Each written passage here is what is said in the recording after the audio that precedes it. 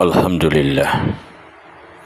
Alhamdulillahillazi an'amana binikmatil iman wal islam wa hiya a'zamun ni'am. Asyhadu an la ilaha illallah wahdahu la syarikalah arsala rasulahu bil huda wa dinil haqq liyuzhirahu 'ala dini kullihi walau karihal musyrikun.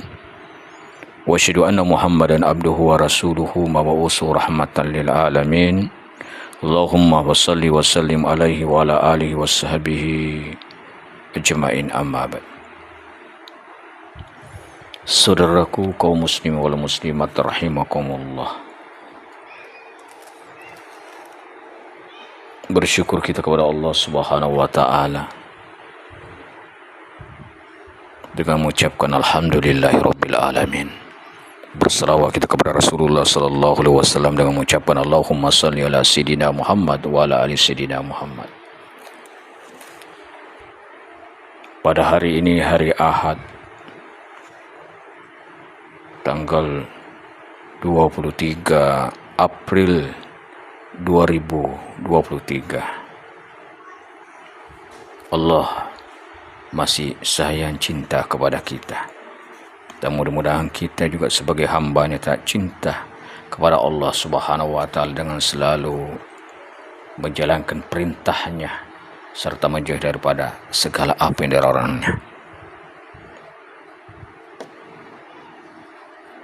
Seorang sufi wanita bernama Rabi'atul Adawiyah. Sufi wanita beraliran cinta. Imam Hasan Basri, salah seorang pembangun aliran Ahlus Sunnah wal Jamaah, pernah melamarnya. Namun cinta beliau hanya untuk Allah semata-mata. Beliau khawatir kalau terjadi cinta ganda. Diceritakan bahwa Hasan al-Basri, Malik bin Dinar dan Sabit al-Banani pernah menemui Rabi'ah al-Adawi. Maka berkatalah Al-Hasan, "Hai Rabi'ah, pilihlah seorang di antara kami karena sesungguhnya nikah itu sunnah Nabi sallallahu alaihi wasallam." Rabi'ah al-Adawiyah menjawab, "Saya mempunyai beberapa pertanyaan. Barang siapa yang dapat menjawabnya, maka aku peristrikan diriku dengannya." Pertama-tama Al-Adawiyah bertanya kepada Al-Hasan, "Bagaimana pendapat Tuhan tentang firman Allah Ta'ala pada hari perjanjian? Mereka itu dalam surga dan aku tidak peduli.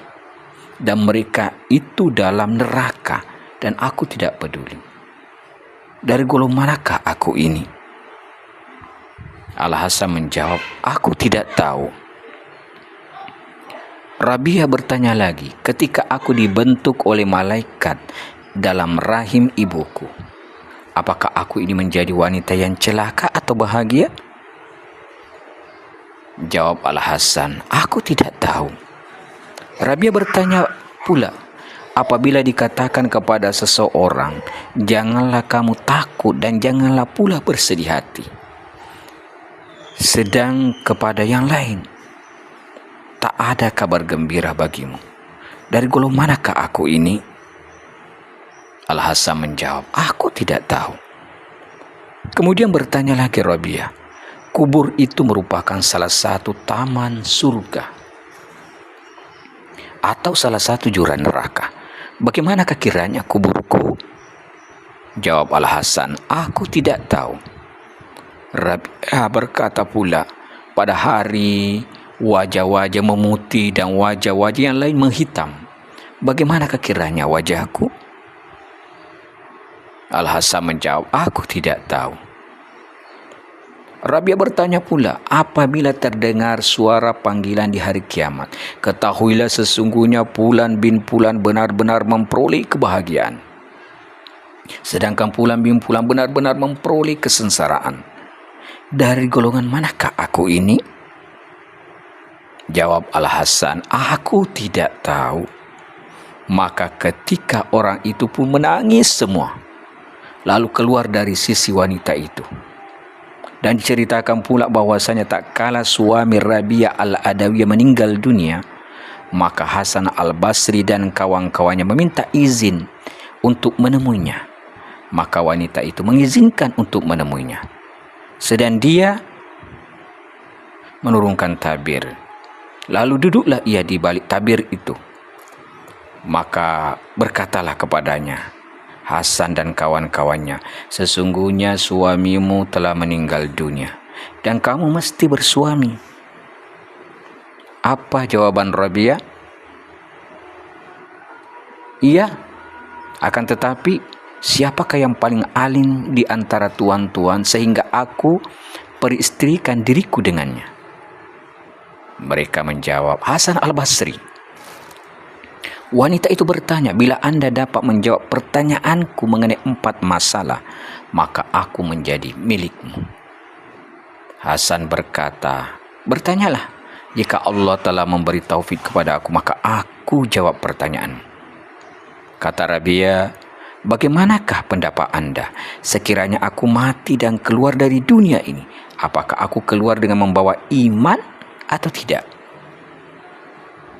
Al-Hasan menjawab, ini adalah perkara gaib. Sedang perkara gaib itu hanya diketahui oleh Allah Subhanahu wa taala. Selanjutnya Rabi'ah bertanya pula, bagaimanakah pendapat Anda seandainya aku telah diletakkan di dalam kubur, sedangkan aku ditanya Mungkar dan Nakir, dapatkah aku menjawab pertanyaan mereka atau tidak? Jawab Hasan, ini pun perkara gaib. Itu hanya diketahui oleh Allah saja. Rabi'ah bertanya lagi, apabila manusia telah dihimpun pada hari kiamat, sedang buku-buku catatan berterbangan, apakah aku menerima buku catatanku dengan tangan kananku atau dengan tangan kiriku? Ini pun perkara gaib pula, jawab Hasan. Kemudian berkata pula Rabi'ah, apabila diserukan kepada manusia segolongan dalam surga dan segolongan dalam neraka, tergolong manakah aku ini di antara kedua golongan itu? Ini pun perkara gaib pula, jawab Al-Hasan.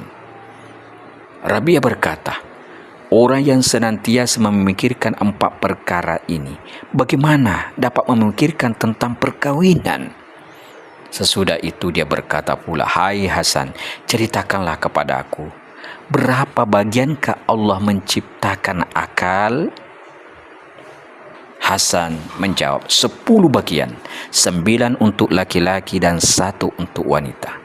Kemudian Rabi'ah bertanya pula, hai Hasan, berapa bagian Allah menciptakan syahwat?